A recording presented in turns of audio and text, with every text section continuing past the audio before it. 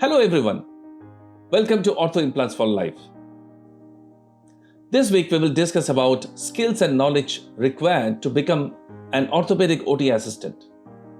We are dubbing the previous version of the discussion with Dr. Arindam Banerjee at the request of a few of our viewers.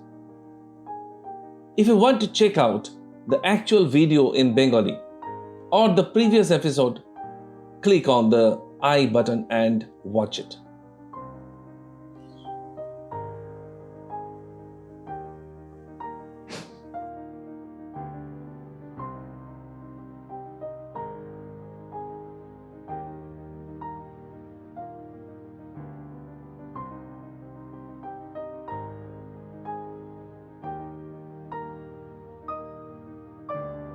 I will explain these 3 points, skill, knowledge and etiquette, differently, one by one.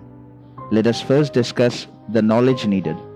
An orthopedic OT assistant or an orthopedic OT technician who will assist needs to have a basic knowledge of anatomy, because when we perform a surgery, our first objective is to protect the soft tissues, remove it from our way and then reach the bone.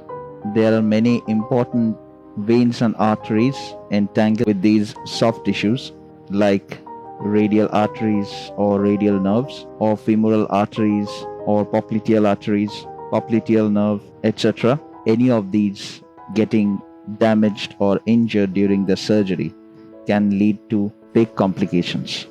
So protecting them is very important. Now, a surgeon has detailed knowledge of the surgery, but at times during critical surgery, say for instance in a case of an accident, the injury is so severe and it is so badly mashed up, it is very hard to understand the alignment or the anatomy just by looking at it. Which is the front part, which is the back part, or which is the right side or the left side. In such scenario, the assistant of the surgeon needs to have a very keen eye and help with his practical knowledge he has with the anatomy, so that he can identify the structure and can identify where everything should be. They don't have to have an idea about the detailed anatomy, how many branches of arteries and veins are there, what is the blood supply of that particular area.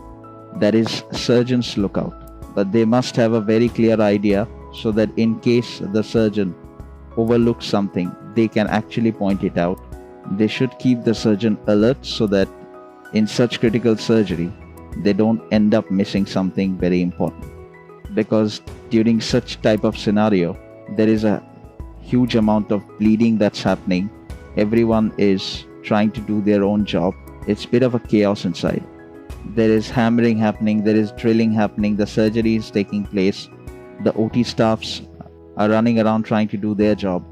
So they must have an idea what's happening in this surgery. Because in case of a surgery, there are some surgical rules and regulations, like how to protect a structure or how to protect soft tissues, how to do the rimming or how to drill through the bone. These basic understandings should be there for an orthopedic OT assistant or technician. This will be their core knowledge. So number 1, anatomy. Number 2, physiology. They should have a decent understanding. So the core knowledge of anatomy is required. Physiology is somewhat required, so that they can at least understand and monitor if the saturation of the patient suddenly falls, or the heart rate goes up, or the BP drops down or goes up. They should have a little bit of understanding about these factors as well. What are the parameters to operate the patient safely, and what kind of complication can arise if we apply a spinal injection and the blood pressure suddenly falls down, or an antibiotic is applied that caused a reaction. In such scenarios, they have to have an idea of what's happening around.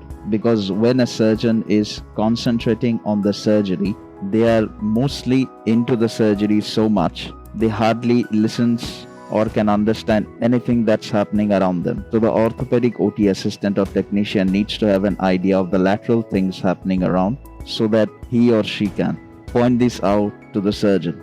This might or might not be required, but having an idea can obviously give you the edge. because this is very important factor that actually distinguishes between a good orthopedic OT assistant and a bad orthopedic OT assistant. A good assistant, when actually points out to a vital piece of information, the surgeons will always prefer to work with that person in case of a surgery. This is the core knowledge required for any orthopedic OT assistant or technician. Now let's talk about the skills needed. The important factor for skill is the safety factor.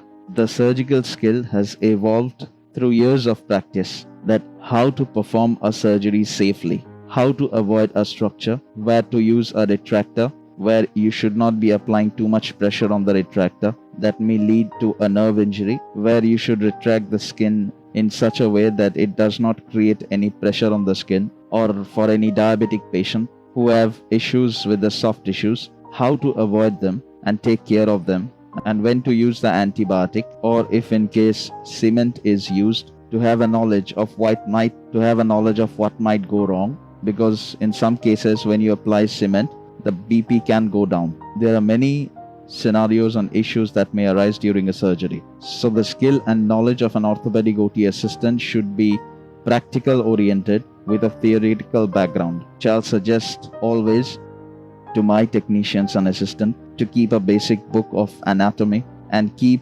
studying the pictures of the structure and anatomy.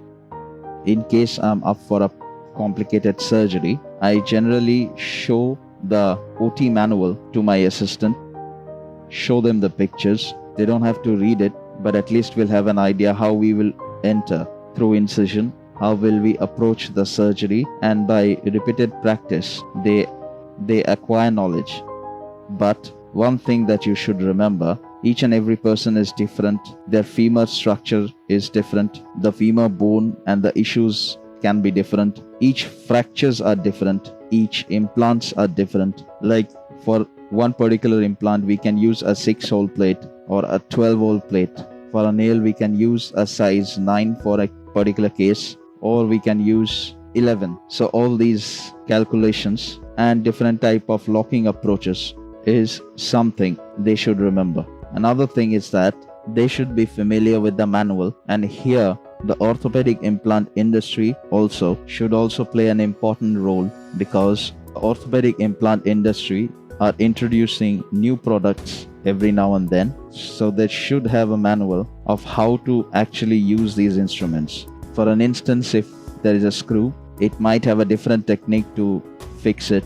It might have a different angle, or the screwdriver used can be different. The head can be different. At times, technician support is provided from these companies as well, and they should know these informations. During the surgery, if there is a mismatch in the head of the screw and the screwdriver, because let me tell you, in today's orthopedic surgeries, if the equipments are not exact, if the orientation is not exact, and they don't have the proper knowledge while handling these equipments, especially with today's implants, where the implants are so complicated, if these are not proper, the operation will be extremely unsuccessful, and it might happen that the surgeon will not be able to perform the operation at all, or even abandon the OT halfway. I cannot even explain it or make anyone understand how important it is. With passing days, the implants are getting more developed, the equipments are also getting developed, and if the knowledge and skill for this is missing, both the surgeon and the assistant will be in serious trouble during the operation. Now, I will be discussing about the etiquette separately, because it might be the most important aspect of an OT assistant.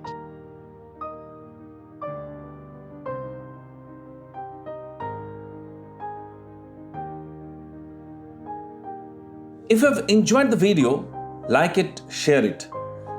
If you are new to our channel, subscribe it. Hit the bell icon to get the notifications for our upcoming videos. If you have any queries, comment below and we will surely reply back. If you want to know more about career prospects in orthopedic implant industry and wish to start a career in orthopedic implant industry, please click the link below in the description box and DM us to know more. Thank you and see you in our next video.